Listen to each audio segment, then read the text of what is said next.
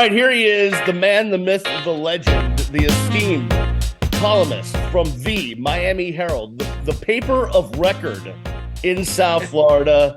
He has been covering sports in this town for close to years.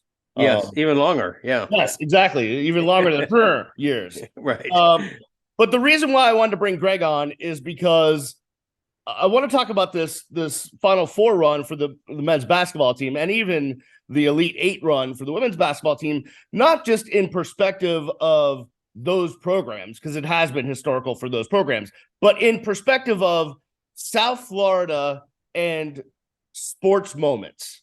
Greg, obviously, I'm not sure. I think 72 Dolphins is still number one, right? Perfect season, Shula, that whole thing. I think that's probably number one. And then somewhere after that is 83 Hurricanes. You might throw Heat in there somewhere. Marlins 97. They were a new team, and 4 years later, 5 years later, they win the championship. But somewhere among the top five, I think, is this run for Miami Hurricanes basketball. How do you see it? Yeah, for sure. I mean, it's the greatest season in Hoops history, and for sure, it's going to be one of the signature moments in South Florida sports history. It already is. Like they've already done that. This is a season you're gonna remember it because it's a first. First time in the Final Four. If they win two more games, it's the first championship in that sport in school history. I like to think of it in terms of, is this the biggest surprise season we've ever seen? And I think it's probably the biggest surprise since the 83 Canes football team won the championship. And in the surprise category, I would even put it above the 72 Dolphins, because remember, they were in the Super Bowl the year before. Right, that's true. So and Shula was really getting revved up. So it wasn't a shock. It was perfection was a shock, but it wasn't a shock that they were back in the Super Bowl and won it. But this is coming out of nowhere. I mean, despite making the Elite Eight last year, you remember they were not even ranked in the top 20 preseason top 25 this year. They were getting no respect. So this is coming out of nowhere. But Larenaga, played the transfer portal like a Stradivarius violin, and at his age, he's just doing all the right things. And little Canes, I say little because they're an undersized team, and gosh, they will be against UConn Saturday. But they're doing everything right. I think it's one of the great right now. Even if they lose Saturday, it's one of the great seasons in South Florida sports history. Right. So we talk about surprises and surprising rise to the top. Right. The after the 83 team, the University of Miami had championship quality teams. Well, 84 was down, and then Howard left. That was Jimmy's first year. Regardless, 84 was down. But then pretty much after that, for the next 20 years, the University of Miami was in contention, right? So they won 4 other championships, but they were expected to be that quality of team. The Miami Heat, when they first won, Shaq comes in on the diesel, joins Dwayne Wade, Zoe comes back. So you looked at that team and go, okay, they're going to make a run. They're in contention. When you think about the Marlins, again, they assembled the talent to win a title. So yeah, when you really do think about it, I thought that this team, would maybe get back to the Elite Eight, maybe make a run, but you started to doubt them a little bit at times this year, and certainly they lost a couple of good players off a last year's team. And so when you talk about a surprising rise, this would have to be right there. Yeah, and good health. Health is so much of a variable for all teams in all sports, and they had pretty good health in the overall this season. I think 3 of their starters played every single game. They didn't have a lot of ups and downs with health. That really helped them. You probably you've been in this market a long time as well. I think when the 96 Florida Panthers went to the Stanley Cup finals, that's right. Yep. In their third or fourth ever season, that was this kind of a shock to me. Right. That was a blue collar team that was not expected to do much, let alone reach the Stanley Cup finals. So I put that in this same similar shock category, along with the '83 Hurricanes. The first is always the first, and it's always special, and more so, I think, when you sort of come out of nowhere and you're really a Cinderella. The FAU is the Cinderella in this Right. Final Four, I think, as a 9 seed. But even Miami, having never been this far before, they qualify as a Cinderella, even as a 5 seed, I think. Yeah, well, I mean, if you go and look at preseason predictions, and you said they weren't even ranked in the top 25, Right. FAU, despite the fact that they are Cinderella, their regular season was amazing. What they were able to pull off in the regular 30 season. and 3. Yeah, Yeah. 30 and 3, I think. So everyone knew they were playing great basketball, but Miami kind of came out of nowhere to win the conference overall. Yeah. And then, not such a great ACC tournament, but gets the seed to get into the NCAA tournament and has to go through unbelievable competition to get to where they are right now. Oh, for sure. And FAU is 30 and 3 in Conference USA, Right. which is, I'm not saying that's the minor leagues. It's a big conference, but it ain't a Power 5 conference. And so, that's why Miami, with a worse regular season record, was seeded higher than FAU, as they should have been.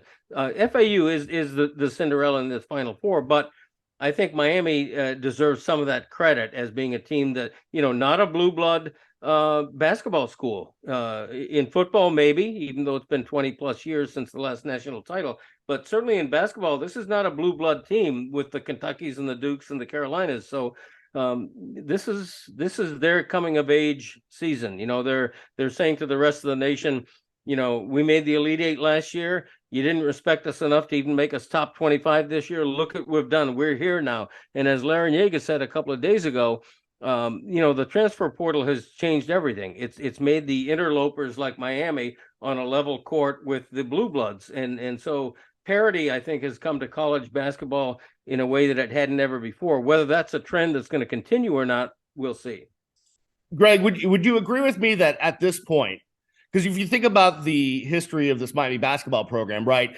You go back to the days of Rick Barry, and then there's no program. It's dormant. You youngins might not know this, but there was no Miami Hurricanes basketball for 15 years. Yeah, right. They bring it back in '85. Bill Foster's the coach, and then Leonard Hamilton comes in 1990, I think it was, when they joined the Big East.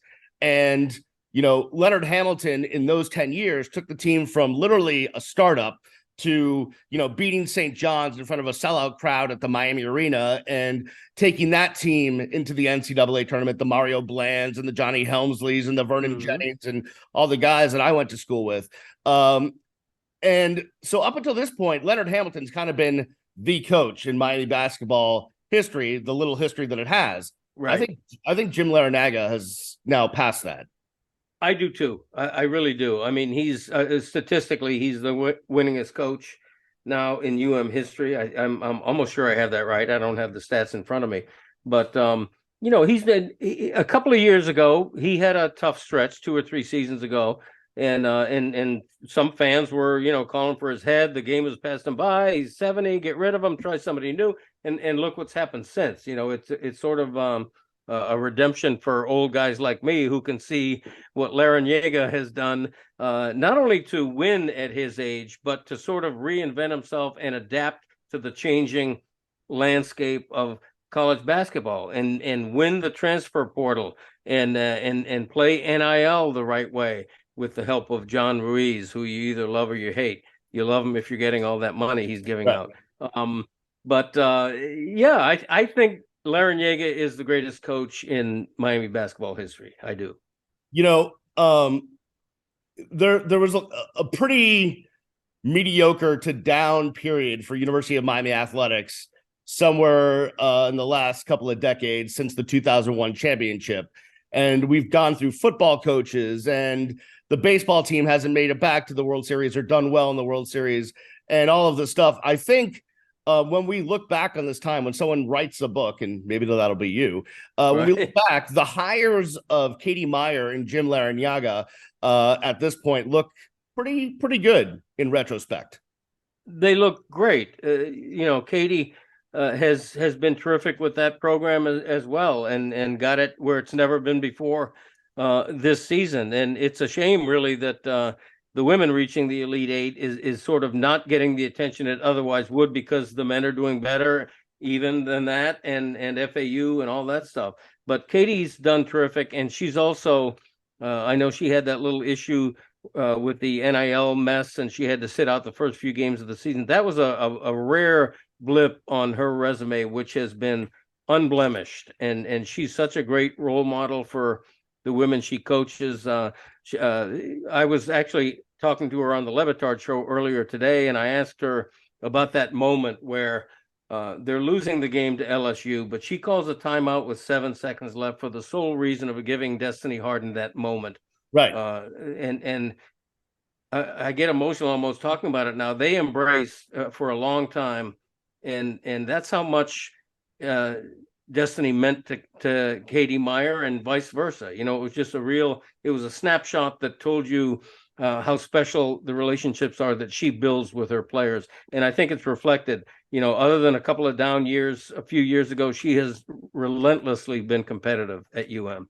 Yeah, I mean, when we think about Miami Hurricanes women's basketball, we think about, Fer Labate and that team that it went to the Sweet 16 in '92. I think Frances Savage was the star in that team. But Katie again is doing things that this program hasn't gone to. And for those of us that have been around for a long time, for myself, it's funny to think when I got to UM, when I applied to UM, I should say, they sent me one of those old course books where I was going to pick my courses out of, it was like this thick, and I'm looking for rocks for jocks and whatever courses I can take. And on the cover of that course book was the new proposed arena that was going to be built, like that next year, except it took like 8 years from that before it kind of finally got done because of permitting and Coral Gables and all that stuff. And I didn't go to games at the James L. Knight Center, but I certainly spent many a nights taking the Metro Rail down to the Miami Arena to go see the basketball teams play. And the women played on campus at the little gym on campus of the Knight Sports Complex. And it's like almost not even fathomable to think about these teams having the success that they've had, knowing where they've been. Yeah. And they have a nice little campus arena, obviously, but I dream about the day when basketball is so big on campus that the arena is not big enough, and maybe that's going to happen. UM has won a slew of national titles in a bunch of different sports, led by football and baseball, but not since 2001. I think it's been a long drought for any sport on campus, any sport, and right now UM basketball is so close to ending that 2-decade plus drought. And let's face it, you and I know it, this is always going to be a football town. Canes football is always going to rule, but basketball is doing right now what it hasn't done in a long time, which is narrowing that gap. And I think if they can somehow win a couple of more games in the next week, it's just going to be very special for this history. So this town. Last question, so I can get you out of here. You've got things to do, probably some Toots and the Maytals to listen to, who knows. By the way, I was blessed to see him in concert like 10 times. So really? Oh yeah. I that's a regret of mine. I was planning to see him and then he passed away. I didn't know he was ill or what have you, but yeah, we could do a whole nother video just on that. Yes. You talked about the 96 Panthers and that run, and it's just they've never been able to get back there, right? They could not sustain. The Marlins had two blips, but have done nothing in between or since, right? Yeah. The only kind of sustaining we had was the Dolphins for a long time were really, really good. And the Miami Hurricanes football team, obviously had a couple of decades of amazing football. The question is, can this Miami basketball program, now that it's gotten here, do you think this could be something that propels them to be pretty in contention for the next years to come? It's possible, and I wish the easy answer were yes, but I'm not sure, because the Blue Bloods, the Dukes, the Kansases, the Indiana, all of those, they ain't going anywhere. They want back in that Blue Blood territory, and the fight's going to continue. I think what we have to appreciate right now is how hard it is to win a championship in any sport. The Marlins will tell you that. The Panthers will tell you that. The Dolphins, the perfect season Dolphins, who had Dan Marino for God knows how long, never got back to a championship.